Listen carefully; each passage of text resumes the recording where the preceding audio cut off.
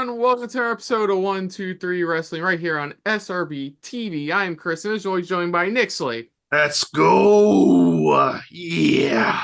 And on today's episode, we are giving our predictions for AEW Full Gear 2024. A pay-per-view that is one match away from being TK's favorite thing, double digits. Yeah, Don't so did he'll ever far. see. Oh. Uh, so far, solid card. If I'm being honest, it's not like it doesn't look like a bad card. It looks like a really good card. Eh.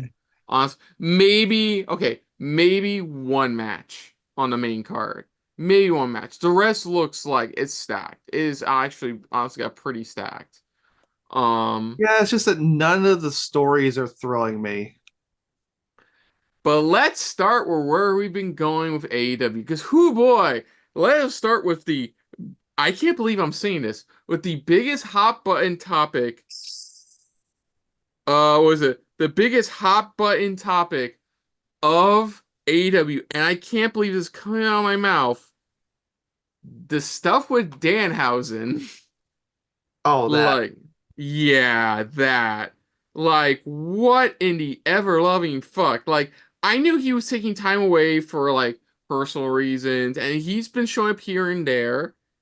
And then the show with Danhausen starts coming out. Okay, so basically, according to Fightful, sources claim that AEW and Danhausen have not been in regular contact for over 6 months, outside of approvals for indie dates, which are protocol for talent or AEW contract. Danhausen was set to return from injury about a year ago, and plans change regarding his return led to Danhausen expressing frustration directly to Tony Khan.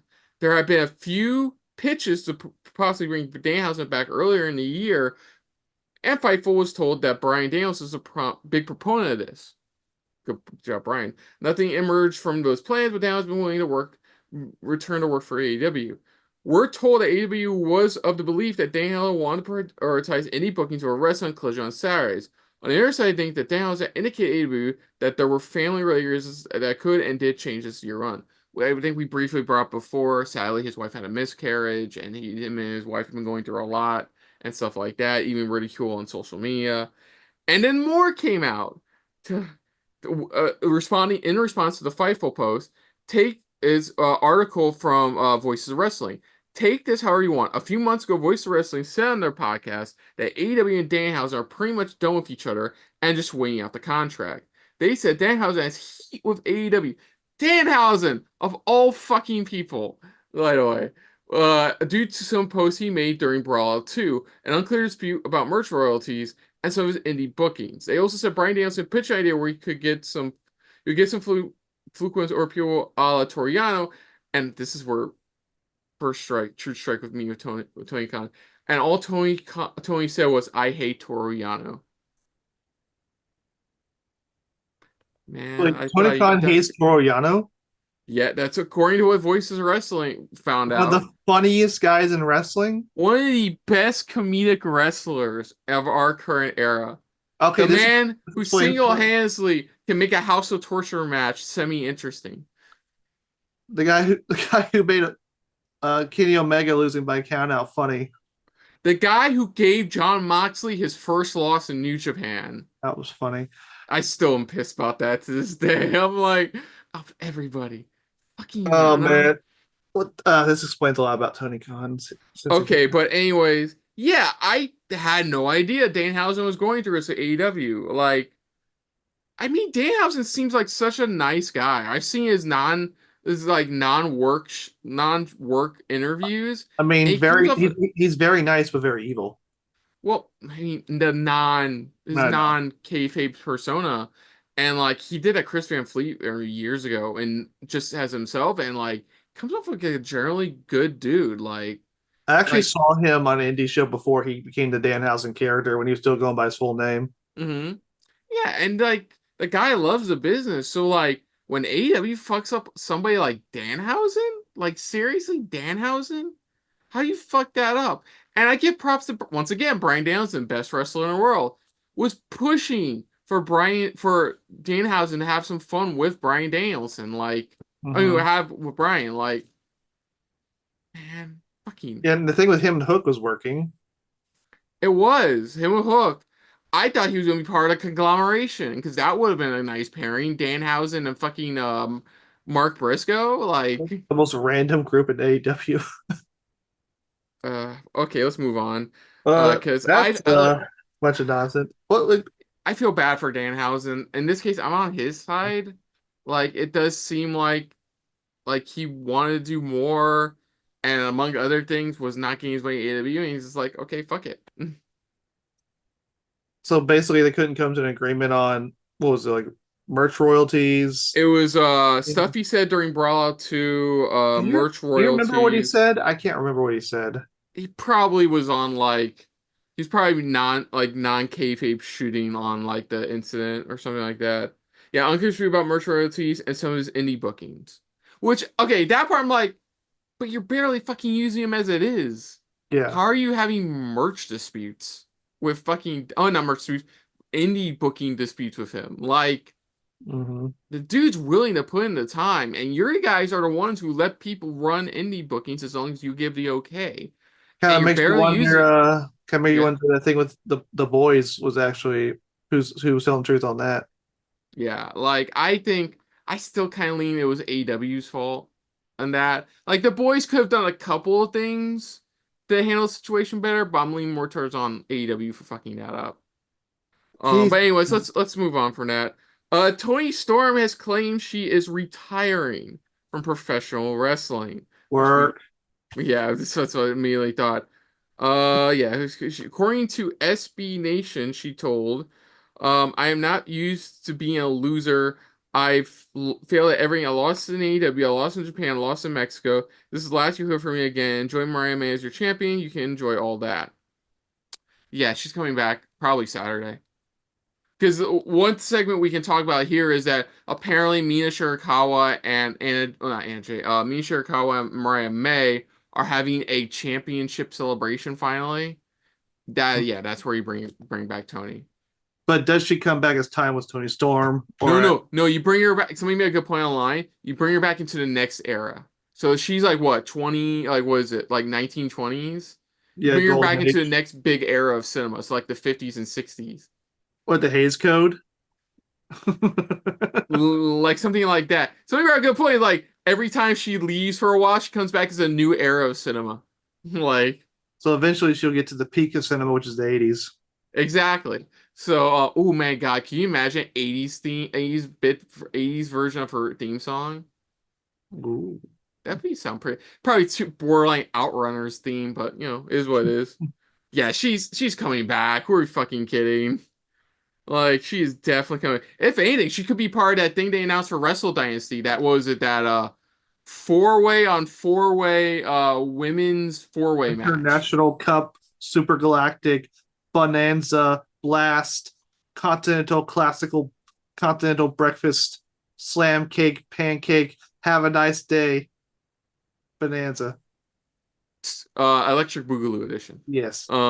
Yeah, well, it'll be great to see her back because let's be honest, Mariah May's current run has not been great. It's not entirely her fault, but it's one of those things where I'm like, you know, you could have just she could have just had a great feud with Mia Shirakawa for a while. The issue she's having is kind of the opposite problem that Cody was having for a lot of his reign. She doesn't have anybody to play off of. Because she had Tony Storm to play off of. But who is she? Who is she supposed to feud with now? It should have been like Jamie Hayter after Jamie Hayter was done with Saraya and Harley Cameron. Like that should have been her next fucking target. Like that. Sorry, that should have been Jamie's next target was going after women's championship. She lost unjust, but no, it's Why do I get the original plan? Why do I get the feeling the original plan was for Monet to go it, but then they didn't realize she was going to get booed so bad, so they had to turn her heel. So they had to think of somebody else. I don't know. Like she currently still holds two title belts, one of which apparently is irrelevant from what I heard. Apparently they stopped doing weekly New Japan Strong shows. Like so, yeah. Title's barely been around or he feels irrelevant. Great. Um, Kenny Omega is returning to By God, Kenny Omega. in-ring action. Yeah, at Wrestle Dynasty. Hopefully, it's probably going to be against Gable Kidd. It's Gabe Kidd. They confirm it is Gabe Kidd. He's gonna be a one-on-one match against Gabe Kidd. I said Gable, Um, Gabriel. Like, I was kind of hoping he'd be back before Continental Classic starts up, but that's not the case, sadly. I'm happy he's back, but it's weird. Like, he's representing AEW in this match still, technically. So, like, I mean, we should. okay. I think we should just be happy he's coming back at all. Look, I am happy. What I'm saying is just a minor complaint. I am Mm. happy he's finally returning. He's been trying to get, we've seen it. He's been at like Ibushi's dojo, getting like back in shape, trying to get back in ring shape, which Ibushi be doing the fucking same. I hate Kurt Ibushi so much. Oh, I hate Kurt Ibushi so much. But Uh, yeah, it I does suck though because Kenny Omega was out for so long. It ruined the new Elite storyline yeah, yeah, because there's no point to it. but yeah, happy to see him back. Can't wait to see where it goes next for him. Mike Speedball, Mike Bailey confirmed to be AEW bound, but in January. There was original reports saying that he was supposed to be showing up at the Continental Classic, but that was scrapped by Fightful. But Fightful confirming that yes, he is coming to AEW, but he's not coming to AEW until January. So my assumption is either Wrestle Dynasty or Near Smash. So that explains why he dropped the extra title to Moose. Yeah. Which makes no sense when you look back at it. I'm doing this because Jesus Christ, AEW already has 1,000 people on their roster. I don't expect Mike Bailey's going to get any reasonable amount of time. And in TNA, Mike Bailey had plenty of opportunity to showcase himself. Oh, we're just going to get typical AEW run where he big debut, 3 week push, gets a title shot, loses, fucks off for a few months. Uh, Uh, we'll see what happens. Like, look, we're getting Ospreay Bailey. We're gonna get Ospreay Bailey again. Be happy. We're gonna get I'm Ospreay never Bailey, watching. which leads me into my segue about where that match could happen because AEW announced that Revolution 2025 will be taking place in the Staples Center in Los Angeles. Hmm. No, I'm not calling it the Bitcoin Arena. So They renamed it yeah, it's the Crypto.com Arena now. Staples. Yeah, that's why I think I'm just saying Staples Center. So yeah, That's a they big announced. arena. So yeah, that it's going to be like the first Saturday in March, I believe. First or That's where second Saturday. WrestleMania. Whether WrestleMania 21 was. Was it Staples? You can look that up if you want. But aside from that, they've also announced that AEW will be going back to smaller venues again, which It was a Staples Center. yeah, it was. That was before WrestleMania was like in all stadiums.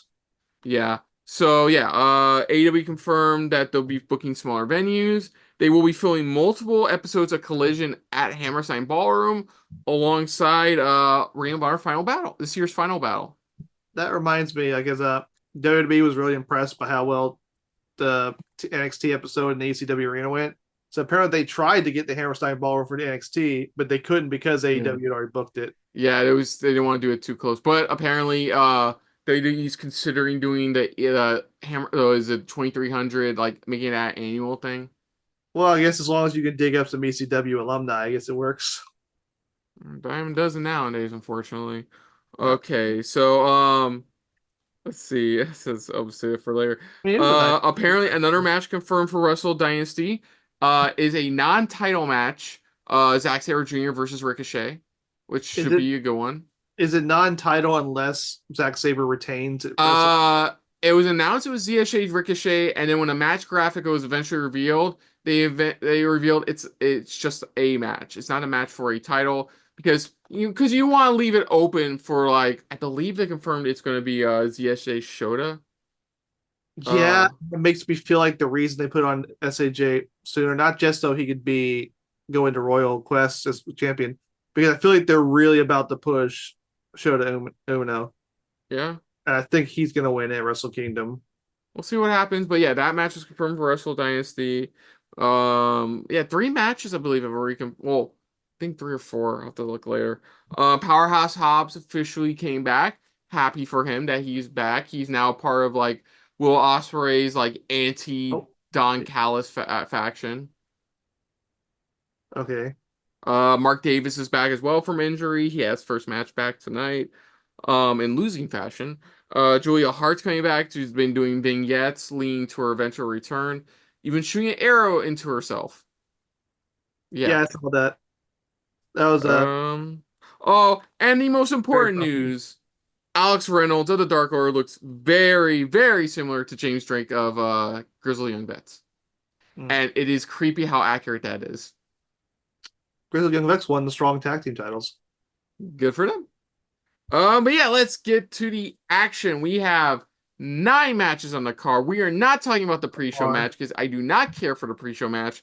But okay. apparently, the Big Boom AJ QT Marshall match. Apparently, everybody been liking how they've been building up the match. That's all I got. I just don't want to ever hear the AEW is not sports entertainment. It is absolutely sports entertainment. Okay, so we're just going to get into these matches, not counting the pre-show match. We're going to start with MJF versus not Adam Cole, baby, when Roderick Strong. So yeah, MJF eventually agreed to a match against Adam Cole if he could win if he win 3 matches. If I Roderick Strong or Adam Cole could win 3 matches. The thing is, since both of them have been winning consecutive matches, they add a new stip to it, which this part's kind of confusing. Where if both of them win 3 matches, it would then become a three-way match. Technically, it'd be a handicap match. Why then? Why is that's the point? I mean, to my brother Burger, like, why wasn't it just going to be a 2-on-1? But anyways, yeah, Roddy won his 3 matches. Unfortunately, in his match against Takeshita, Takeshita used the Diamond ring that MJF gave to Don Callis, which in turn Don Callis gave to Takeshita, and picked up the win. So now it's Roddy versus MJF. Oh, gee, I wonder who's going to win. Yeah, I mean, it should be a good match, but like, I'm not feeling this. Like, I know we're now just finally building up to that MJF Adam Cole singles match, but like, Even though it doesn't make any sense anymore.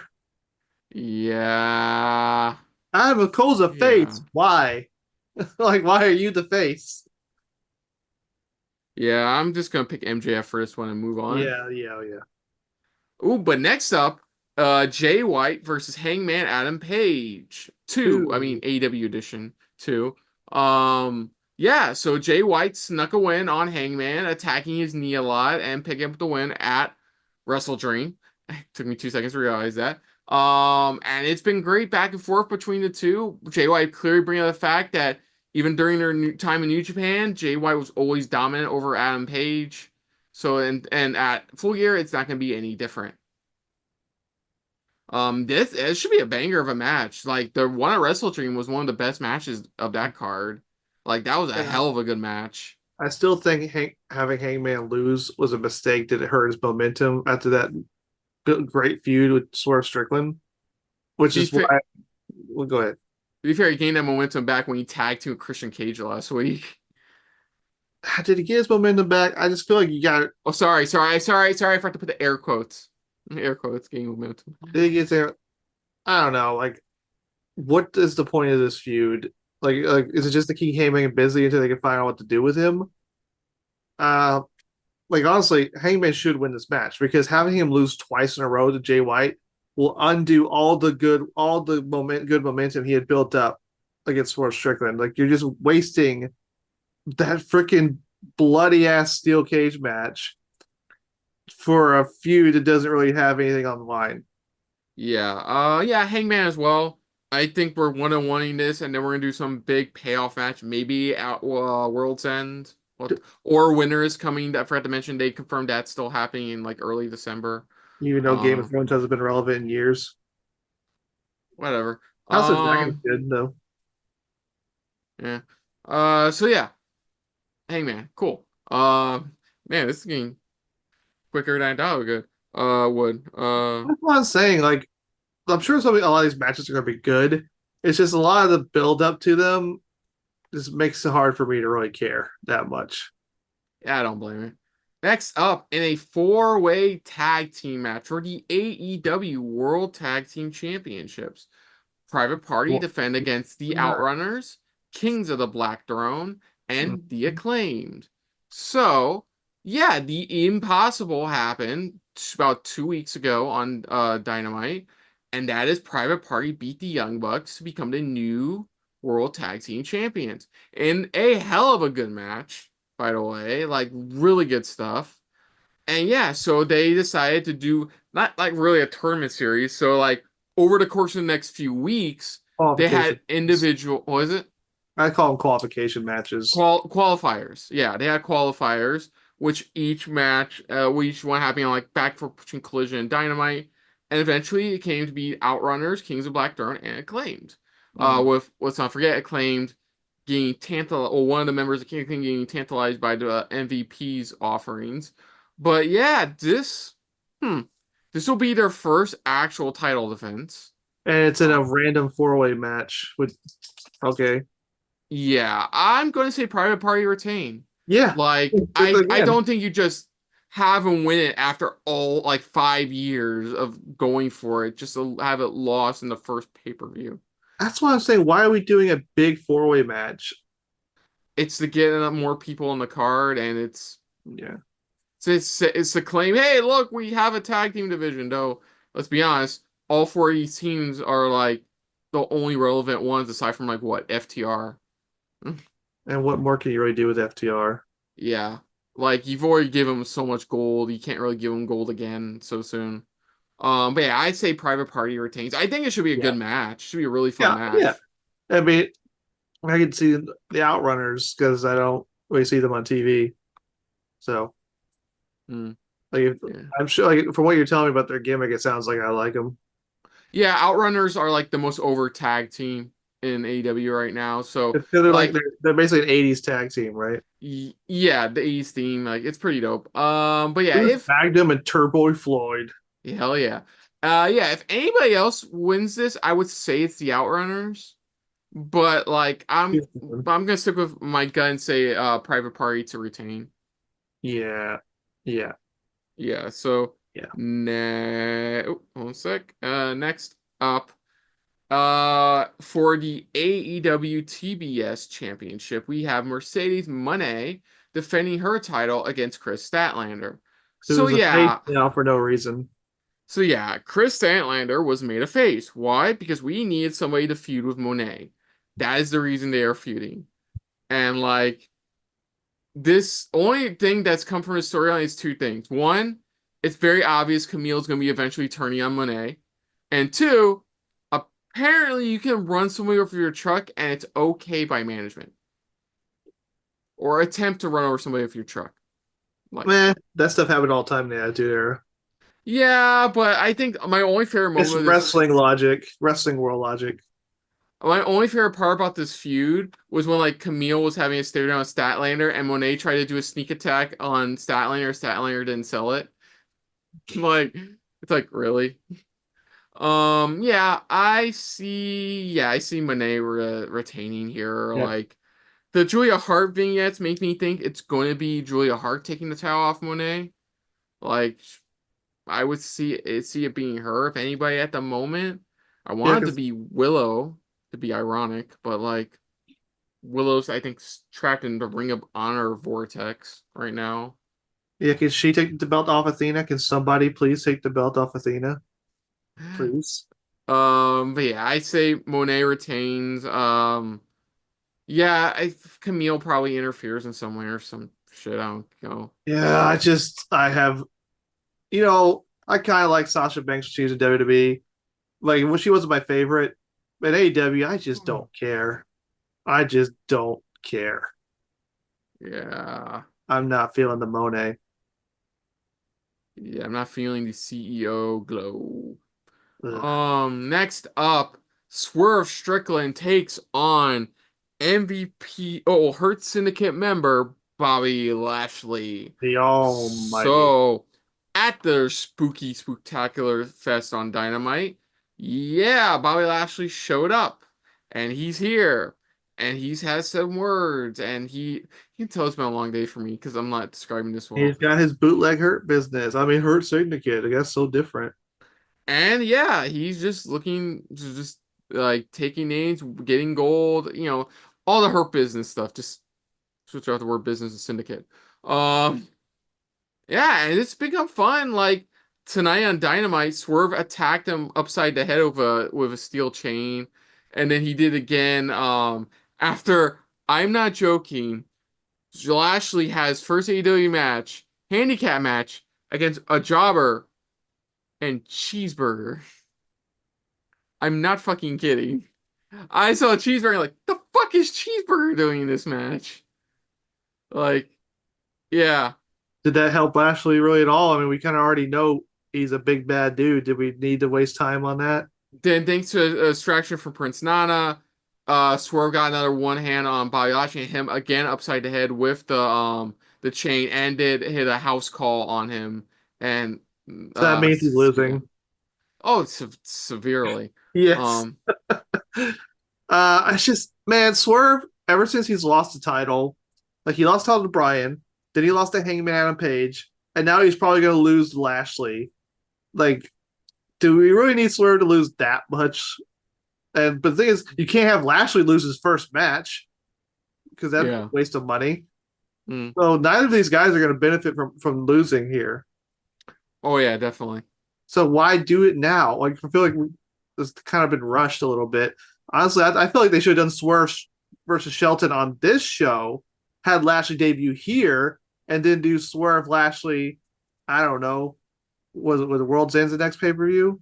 Well, remember he was supposed to debut at Wrestle Dream. Like that was the whole plan, but they nixed it because like the finish of the pay-per-view. Yeah.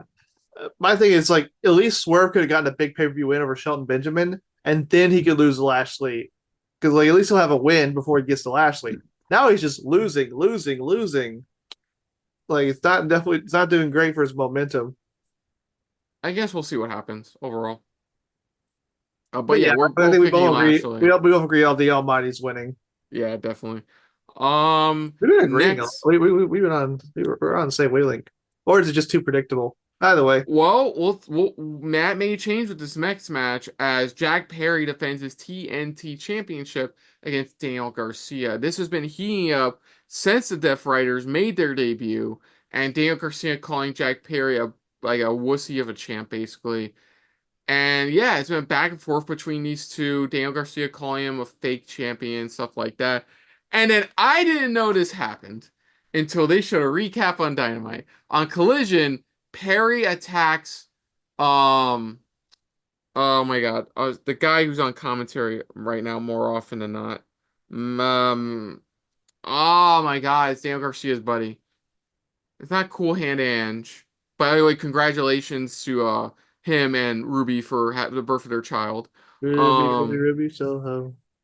Matt Menard. Thank you. Matt Menard. Yep, Matt yep. Menard attacked Matt Menard on Collision, and then was gonna throw him into his bus, and then Daniel Garcia attacked him, and Strapped him to the then hood of the bus. to the truck. I'm like, the fuck? One time I don't watch Collision, and like something interesting happens, and then tonight they have him bound and gagged in a random warehouse somewhere with the Perry's bus, and like. And Perry makes a good point. He's like, you don't have the stones to do what's needed and stuff like that. Because he has a crowbar, and instead of hitting Perry, he hits the headlight on Perry's bus instead and walks away. So yeah, it's gonna be interesting to see where that goes. Because like I originally said, all of the new Elite was going to lose the title at pay-per-view, but that's not the case because the Young Bucks lost. So this may be a gradual losing a title. So this one could go either way. So I'm probably going to say Garcia wins the TNT Championship. Yeah, probably so. Because the new Elite storyline has just gone nowhere. Because I felt like it was obvious the plan was eventually the Young Bucks were going to have to fight Kenny Omega and probably Kota Ibushi. Mm-hmm. But they didn't come. They didn't want to keep stretching it because they would have to keep stretching until. And also, the new Elite takeover storyline is now irrelevant because now you have the Death Riders takeover storyline. Mm-hmm. They kind of just stole their storyline from them. Yeah, apparently Young Bucks were written off because they actually didn't actual time away. Yeah, So, so the new Elite's a bust. So it was really is there any point for Jack Perry to keep the TNT title? thing is, I feel like Garcia's been dominating a little too much in this build-up. He's been getting Perry in every turn. Like first, he pinned him against a wall, which out of context made Garcia look like the bully. Like, why are you picking on this guy, dude? And He's then smaller than you. He's from the he's smaller jungle. than you. What the hell? Why are you pinning him up against the wall? Like you're trying to steal his lunch money. I don't know. I just feel like Jack Perry's been more interesting than Garcia lately. Mm, Like the scapegoat character, which was the only good thing to come out of that CM Punk situation. yeah. Uh, it could go either way. If they really are just giving up on the new elite, I can see them giving it to Garcia because they've been kind of teasing doing something with Garcia for a while. And Perry, I don't see like Perry doing anything else. I don't know. Yeah, I'll go with Daniel Garcia winning Mm. because honestly, Uh, I think we haven't had a single title change called yet. So mm, I think at least if one title changing is probably the TNT title. yeah. Next up, Will Ospreay versus Kyle Fletcher. So at Wrestle Dream, Kyle finally turns back on Will Ospreay, and Uh, then eventually admits that the reason he did it was because he was tired of being called the next Will Ospreay. You ooh. know, being wanted to be his own person. Don Callis let him slide the light, then proceeds to give himself the standard wrestling haircut in the ring, which made it look You goofy. just dyed your hair, man. Did Yeah. And then since then, Mark Davis has made his return, trying to convince Kyle to get his head out of his ass. And then eventually, Will Ospreay came back, and then like Powerhouse Hobbs made a return, and that's where we're at now. Don Callis family won in the tag match tonight against Will Ospreay's group, so take it with what you will. This is another match that could go either way. You can either give the team of momentum on Fletcher, leading into something. Maybe that Osprey and Fletcher encounter each other again, maybe in the Continental Classic, or you have Osprey win, which gives him momentum to eventually do a match against Okada down the road for the Continental Championship. I see. I don't know. Fletcher's one of those guys where I recognize he's good in the ring, but he doesn't interest me as a character. Yeah, no, I And get that too. and like I don't care about you. It's like, oh, I'm doing the old I'm betraying my friend because he's outshining me. Yeah, he's outshining you for a reason. Because you's a He's a bitch. bitch. So yeah, I think Osprey should win. I don't see Fletcher being that Mhm. like, any higher than he is right now. It's not a knock on his ability. It's just you Right. need more than ability. You need charisma. You need a bunch of things to be You need top chutzpah. guy. You need chutzpah. And I think Osprey. I guess that if he's not going for the international title again, then I guess you could have somebody's got to take that belt of Okada to make the new elite fully obsolete. The Yeah. obsolete. So I'm gonna go with Will Ospreay because I just don't care about Fletcher. I just don't. Yeah. I don't. No, So I don't blame. I don't blame you, man. Yeah, I'll go Osprey as well. you see And what I mean? then, You see what I mean by this pay per view just not interesting me all that much. I mean, I, there's good matches to be had, but like, yeah, like story wise. yeah. And speaking of actual good stories going into this, for the AEW World Championship, John Moxley, who swear to God has been mixing up kayfabe and non-kayfabe in his recent interviews, is defending the AEW World Championship against Orange Cassidy. Now, of course, You got Punk Hogan versus Orange Sting. I guess. Yeah, so Wrestle Dream, we saw it. He ended Bryan Danielson's full-time career. Oh, by the way, Bryan Danielson sporting the old Ring of Honor look, shaved head, which is like, oh shit. Um, sorry. Anyways, yes, ended that, and then we've gotten like the AEW versus Moxley's group, and they've been back and forth for a while. Moxley Uh, group you, you consecutively mean standing tall. WCW versus NWO? Yeah, and them calling themselves now they officially have the name the Death Riders, which is a nice name. So I was getting Um, confused. Is this a rebrand of the original group or a new group? this is a new group, definitely new group. Oh, the Uh, Wikipedia says it's a rebrand. whatever. I'm calling them new group.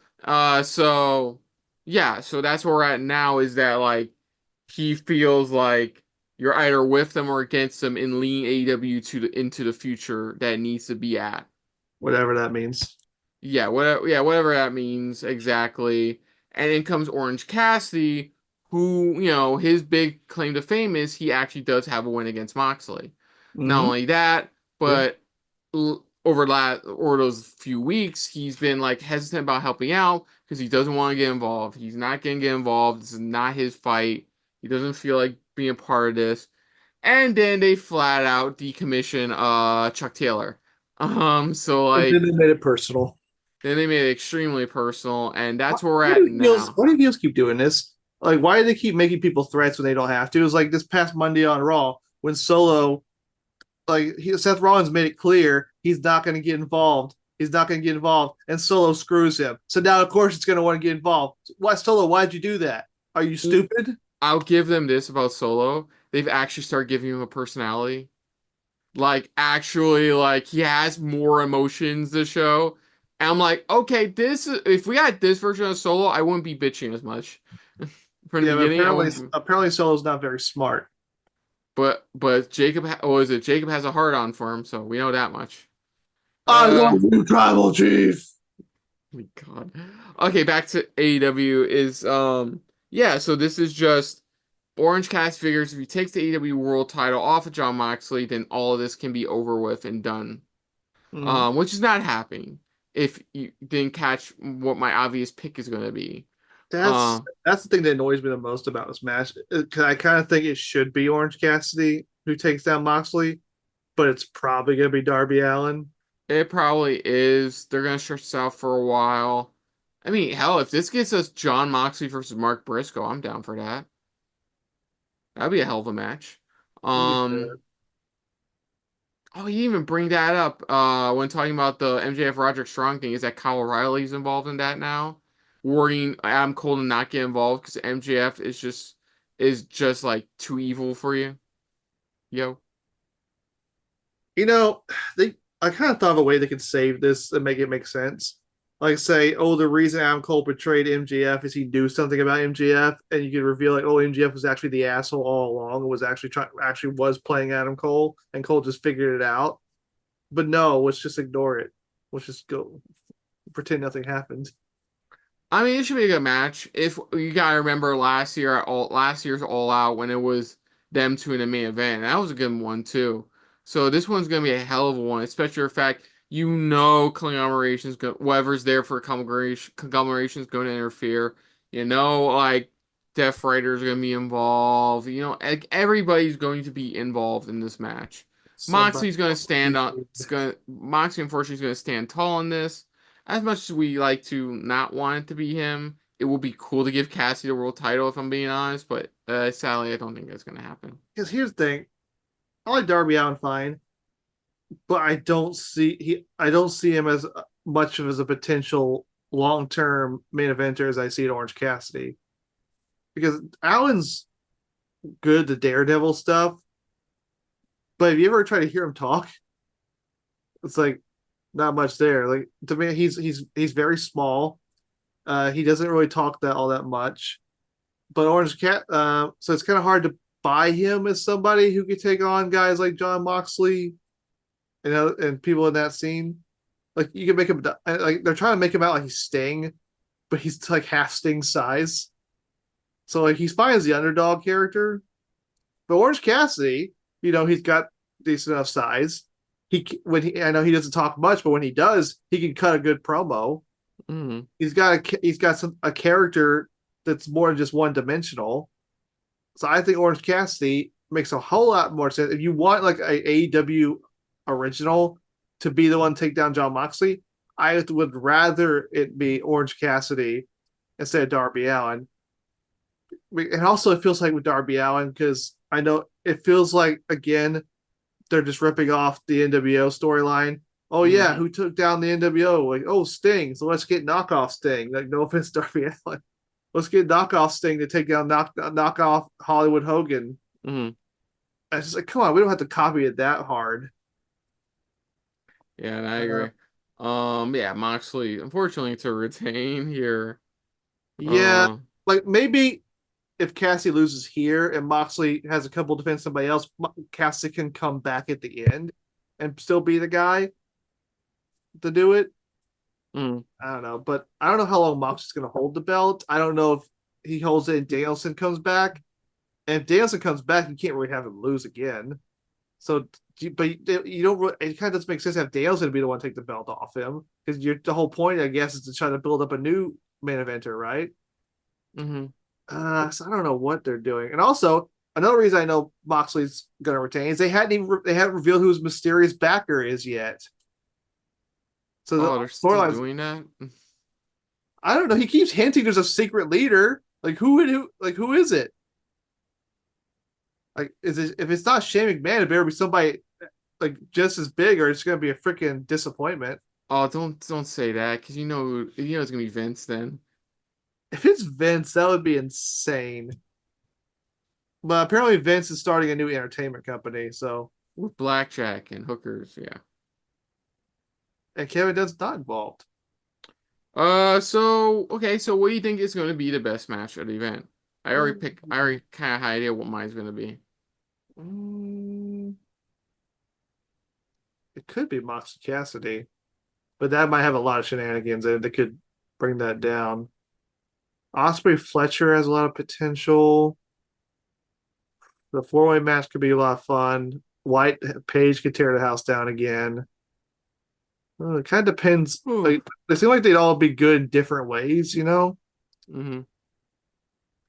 Mm, which one are you thinking? Oh, Osprey Fletcher. Um, From a yeah. technical standpoint, yeah, but from a hard hitting standpoint,